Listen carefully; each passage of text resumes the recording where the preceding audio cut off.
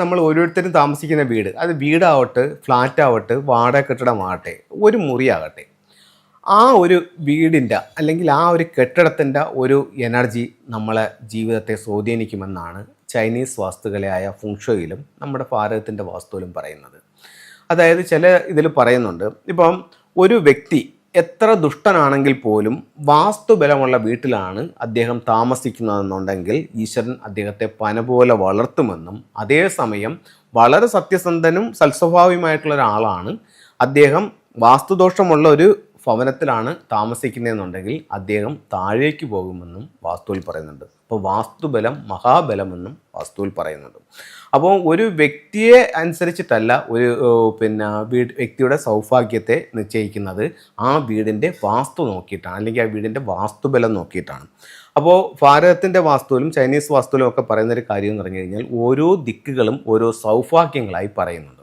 അപ്പോൾ അങ്ങനെ നമ്മൾ പറഞ്ഞു വരുമ്പോൾ ഏതൊരു വീടിൻ്റെയും വടക്ക് ദിക്ക് ആ വീട്ടിൻ്റെ തൊഴിലിൻ്റെ ദിക്കായി ഫുങ്ഷോയിൽ കണക്കാക്കുന്നു. ഫുങ്ഷോ എന്ന് പറയുന്നത് ചൈനീസ് വാസ്തുകലയാണ് ഫുങ്ഷോ എന്ന് പറയുന്നത്. അപ്പോൾ ഫുങ്ഷോയിൽ വടക്ക് ദിക്ക് എന്താണ്? തൊഴിൽ ദിക്കായിട്ട് കണക്കാക്കുന്നുണ്ട്. അപ്പോൾ നമ്മുടെ ഓരോരുത്തരുടെയും വീടിൻ്റെ വടക്ക് ദിക്കിനെ ബേസ് ചെയ്തിട്ടായിരിക്കും നമ്മുടെ തൊഴിൽ ബന്ധപ്പെട്ട് നിൽക്കുന്നത്. ഇപ്പം ഈ പ്രോഗ്രാം കാണുന്ന നിങ്ങൾക്ക് നോക്കാം, നിങ്ങളുടെ വീടിൻ്റെ വടക്ക് ഭാഗത്ത് ഒരു ടോയ്ലറ്റോ ഒരു സെപ്റ്റിക് ടാങ്കോ അല്ലെങ്കിൽ വടക്ക് ഭാഗത്തെ കിച്ചണോ അല്ലെങ്കിൽ വടക്ക് ഭാഗത്ത് നിങ്ങൾക്ക് മിസ്സിങ് എന്ന് വെച്ചാൽ എന്താണ്?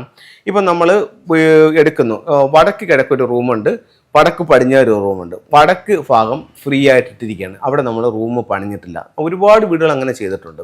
അപ്പോൾ വടക്ക് ഏരിയനെ മിസ്സിങ് ആയിട്ട് കണക്കാക്കും. അപ്പോൾ ഈ വടക്ക് ഭാഗത്ത് നിങ്ങൾക്കൊരു മിസ്സിങ് വന്നിട്ടുണ്ട്, അല്ലെങ്കിൽ വടക്ക് ഭാഗത്തൊരു ടോയ്ലറ്റ് വന്നിട്ടുണ്ട്, അല്ലെങ്കിൽ വടക്ക് ഭാഗത്തൊരു കിച്ചൺ വന്നിട്ടുണ്ടെന്നുണ്ടെങ്കിൽ ആ ദിക്ക് സ്വാഭാവികമായും അവിടുത്തെ ഒരു എനർജി ലെവൽ കുറഞ്ഞിട്ടുണ്ടാവും.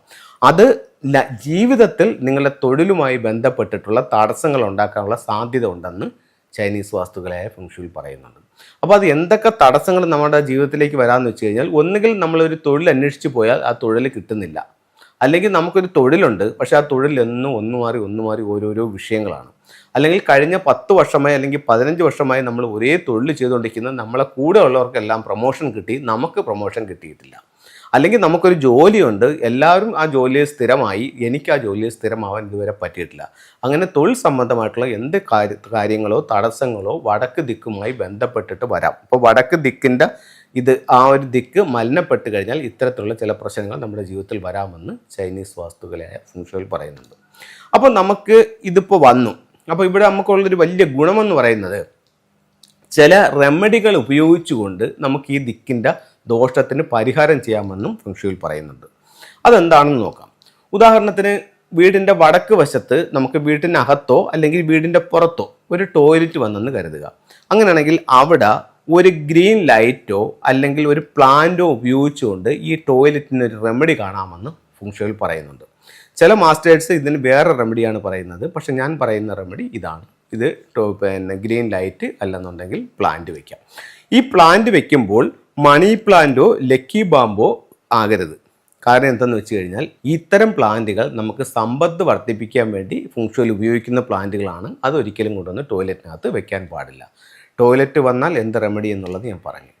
ഇനി നമുക്ക് വേറെ അവിടെ ചെയ്യാവുന്ന മറ്റൊരു കാര്യം എന്ന് പറഞ്ഞു കഴിഞ്ഞാൽ, ഇപ്പോൾ നമ്മൾ ഒരു ടോയ്ലറ്റിനകത്ത് ടൈൽ ഇട്ടിരിക്കുകയാണ്. ഭൂരിഭാഗം ടോയ്ലറ്റിലും ഒരു 7 അടി വരെ ടൈൽ കാണത്തുള്ളൂ, ബാക്കിയുള്ള സ്ഥലം ഫ്രീ ആയിട്ട് ഇട്ടിരിക്കുകയായിരിക്കും, അവിടെ പെയിൻ്റ് ആയിരിക്കും ചെയ്തിരിക്കുന്നത്.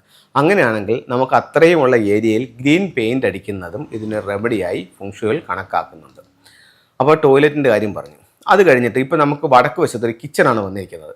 അങ്ങനെയാണെന്നുണ്ടെങ്കിൽ അതിന് നമുക്ക് കിച്ചണിൽ ഇനിയിപ്പോൾ മാറ്റാൻ പറ്റുന്നില്ല. അപ്പോൾ അതിന് നമുക്ക് എങ്ങനെ റെമഡി ചെയ്യാം?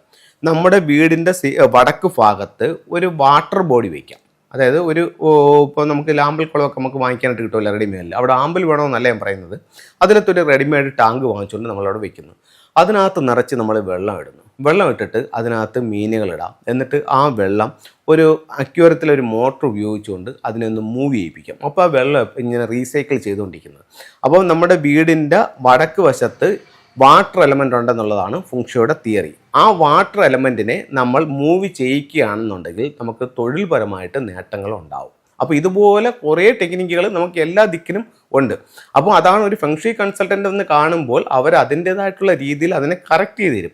അതുപോലെ നമ്മൾ അറിഞ്ഞോ അറിയാതെയോ ഒരുപാട് കാര്യങ്ങൾ നമ്മുടെ വീട്ടിൽ വെച്ചിട്ടുണ്ട്. നമ്മൾ ഇത് യൂട്യൂബിലെ പ്രോഗ്രാം കണ്ടിട്ട് നമ്മൾ പോയി നോക്കിയാൽ ഒരു പക്ഷേ നമുക്കതിനെ മനസ്സിലാക്കാനായിട്ട് പറ്റത്തില്ല. അത് ഒരു കൺസൾട്ടൻ്റ് വരുമ്പോൾ അവർ ഓരോ മുക്കും മൂലയും പരിശോധിച്ച് അവർ അതിന് വേണ്ടുന്നതായിട്ടുള്ള കാര്യങ്ങൾ നിങ്ങൾക്ക് പറഞ്ഞു തരും. അതനുസരിച്ച് നിങ്ങളുടെ വീടും പരിസരവും ക്രമീകരിച്ച് ഈ ടൂൾസുകളോട് ഉപയോഗിക്കുമ്പോഴത്തേക്കാണ് നിങ്ങൾക്ക് അതിൻ്റെ മാറ്റങ്ങൾ ഉണ്ടാകുന്നത്. അപ്പോൾ നമ്മൾ പറഞ്ഞു വന്ന ദിക്ക് വടക്ക്, തൊഴിലിൻ്റെ ദിക്ക്. അപ്പോൾ ആ ഭാഗത്ത് നമുക്ക് ടോയ്ലറ്റിന് റെമഡി പറഞ്ഞു. അത് കഴിഞ്ഞിട്ട് ഇപ്പോൾ കിച്ചൺ വന്നിരിക്കുകയാണ്. അവിടെ വെളിയിലൊരു മൂവിങ് വാട്ടർ വയ്ക്കാം. അവിടെ ഉപയോഗിക്കാവുന്ന മറ്റൊരു ടൂള്, അവിടെ ഇപ്പോഴത്തേക്ക് നമുക്കൊരു മൂവിങ് വാട്ടർ വയ്ക്കാനുള്ള സ്ഥലമില്ല. കാരണം എന്ന് പറഞ്ഞു കഴിഞ്ഞാൽ വീട് മതിലിനോട് ചേർന്നിട്ടാണ് നിൽക്കുന്നത്. അവിടെ ഒരു മൂവിങ് വാട്ടർ ഇരിക്കില്ല. അങ്ങനെയാണെന്നുണ്ടെങ്കിൽ ആ ഭാഗത്ത് നമുക്കൊരു 6 റോഡ് വിൻചിയുണ്ട്. അതാണ് ഒരു ഫെങ്ഷുയുടെ ഒരു ഇതെന്ന് പറഞ്ഞാൽ നമുക്ക് ഒന്നല്ലെങ്കിൽ മറ്റൊരു ടൂളുണ്ട്, അല്ലെങ്കിൽ ഒരു റെമഡി ഉണ്ട്. അപ്പോൾ എന്താണോ പ്രശ്നം എന്നുള്ള കണ്ടിട്ട് അതിന് കറക്റ്റ് നമ്മൾ ക്യൂർ ചെയ്യുകയാണെന്നുണ്ടെങ്കിൽ ഒരുപാട് വ്യത്യാസങ്ങൾ നമ്മുടെ ജീവിതത്തിൽ കൊണ്ടുവരാനായിട്ട് ചൈനീസ് വാസ്തുക്കളായാലും ഫെങ്ഷുയിലൂടെ സാധിക്കുമെന്ന് ഫെങ്ഷുയിൽ പറയുന്നുണ്ട്. അപ്പോൾ നമുക്ക് വടക്ക് വശം ഈ രീതിയിൽ നമുക്ക് ആക്ടിവേറ്റ് ചെയ്യുകയാണെങ്കിൽ നമുക്ക് തൊഴിൽപരമായിട്ട് നേട്ടങ്ങളുണ്ടാകും.